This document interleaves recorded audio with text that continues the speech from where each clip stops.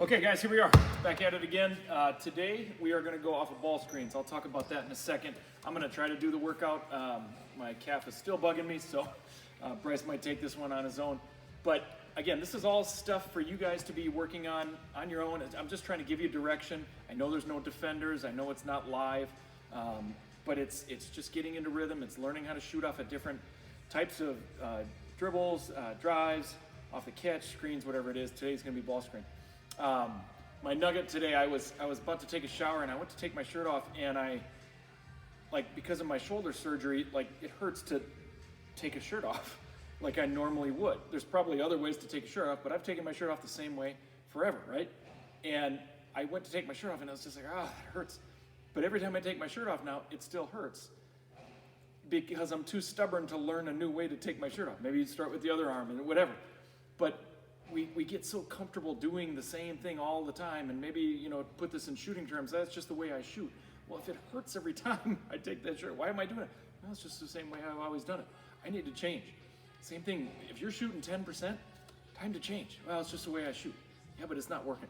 So it's time to maybe make a change. So don't be afraid to tweak. I'm gonna figure out a different way to take my shirt off. You might have to figure out a little bit different way to shoot because what you're doing isn't working real well. All right, next, we are going right to our ball screens. We're gonna get right into it right away. We've got 6 different ways to handle a ball screen. I'll explain each one. First one, we're gonna imagine that the ball screen is this first chair here on your left.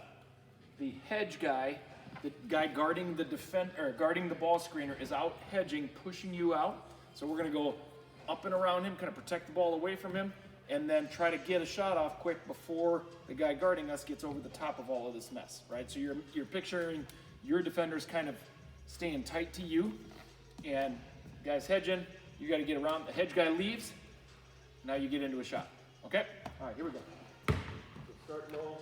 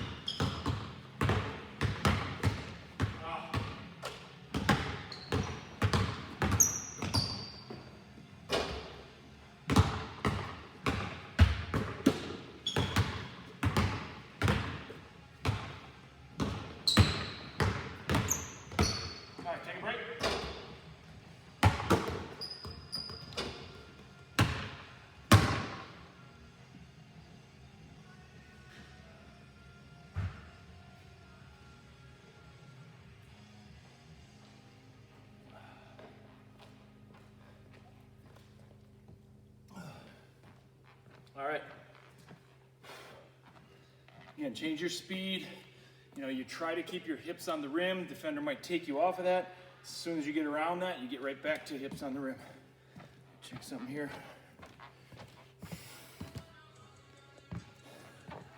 Okay, here we go. So second set, we're gonna split the hedge and you're a screener. So the key to me on this is make that hedge guy go even further. So throw a little extra influence, I call it, influence one way, and then do a little tap dribble, because you can't really come in and all the way across. You can, you might carry it. So I like to kind of cross it and then tap it again with the other hand, get it right back to my outside hand. All right.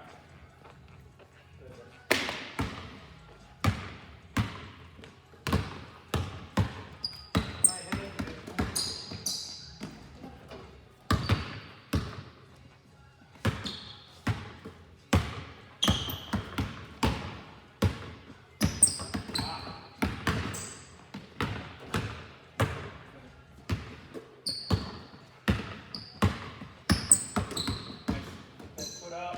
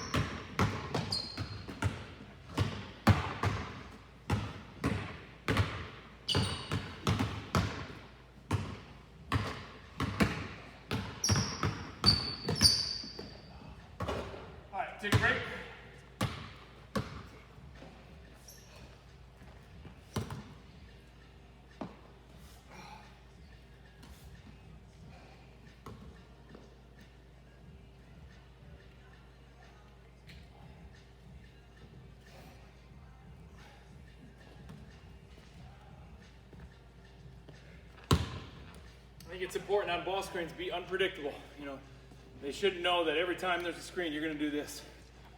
You got 3-4 things you can do. You're equally good at all of them. And then you let the situation kind of dictate it. All right. So third set, we are going to reject it. So let's say the defender sits behind. So Bryce, put the, actually no, keep it the same way. He could hedge, but your defender with the ball, your defender goes underneath and tries to like jump over everything. Maybe they don't communicate well. They both end up on the other side, and you've got a wide open side here. So reject it by either spinning or going behind your back, I think here. Just the way, again, trying to keep the hips and shoulders on the rim. If you do turn, okay, quick spin out of it. If I don't fully turn, my hips and shoulders on the rim, okay, boom, quick behind the back, and I'm right into a shot. Okay, here we go.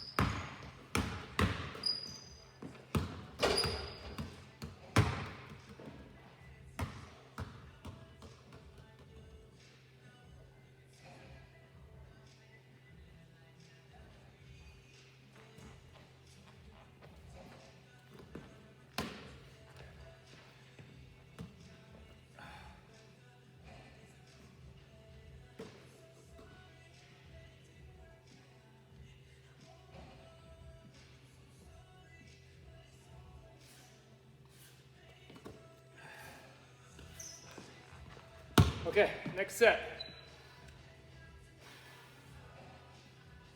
Okay, we're gonna slide across the top and shoot. So now your defender goes underneath and the guy guarding the screener is also underneath. So it's basically you, your screener, his defender, your defender trying to go under everything. It's kind of like they're setting a double screen. So it's a great chance for you to just, we're gonna do a little slide dribble, I got an opening, I'm gonna shoot it right there. Okay, your screener might rescreen and then go from setting the ball screen to realizing, oh, they're both here, I'll just screen them both. And then you're shooting from behind. Here we go.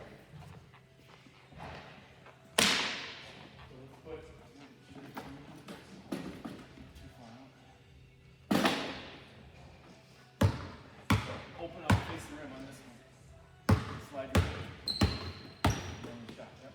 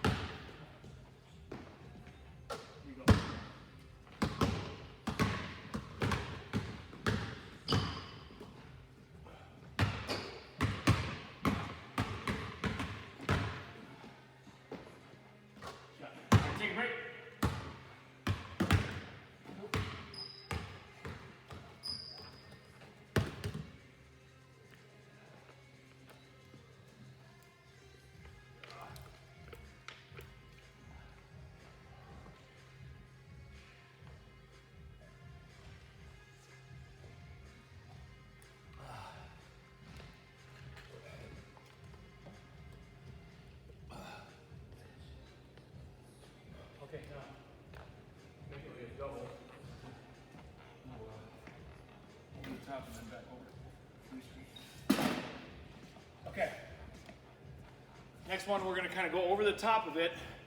For whatever reason, maybe it's clogged up on the other side of the court or other side of the screen, and then we're going to come back against it. So your screener sets it, you use it, maybe they turn around, hit you again. Now you're coming back off. So you kind of get your defender caught in the wash there, right? I know I used to try to do that off the ball. I used to come off the ball a lot more than on the ball screens. And half of my goal is just get my guy caught in the mess, right? If there's a bunch of people in the lane, get him caught in there, and then get out and read your screen. Same thing here, kind of get your defender caught in your screener and his guy, gonna get him caught in the wash there. Here we go.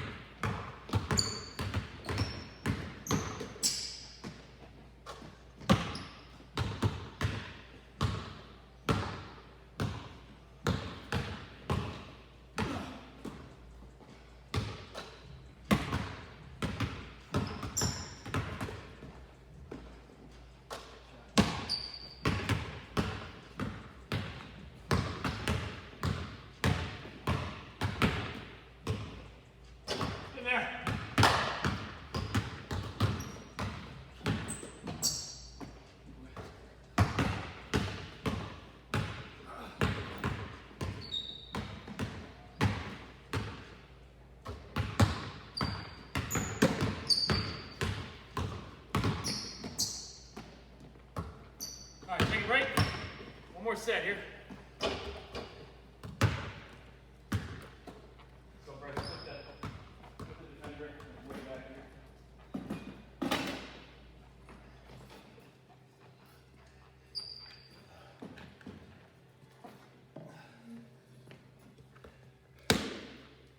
All right, last set.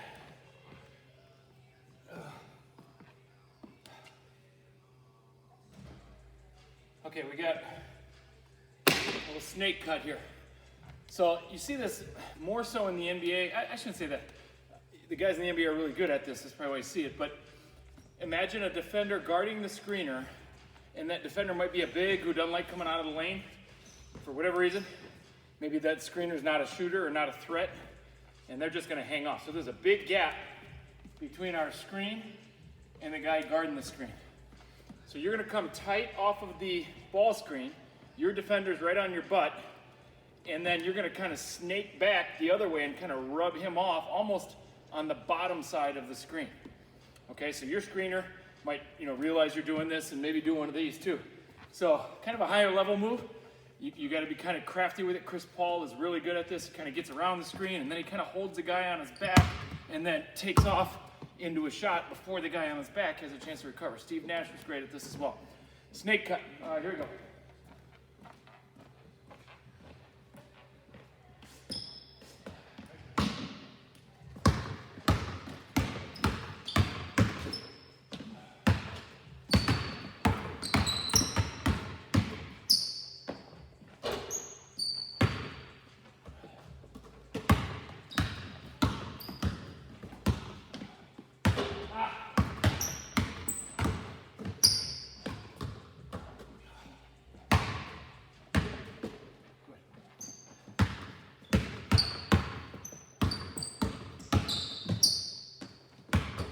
You might even want to pause a little bit as you get around here. Pause, keep them on, and then explode out.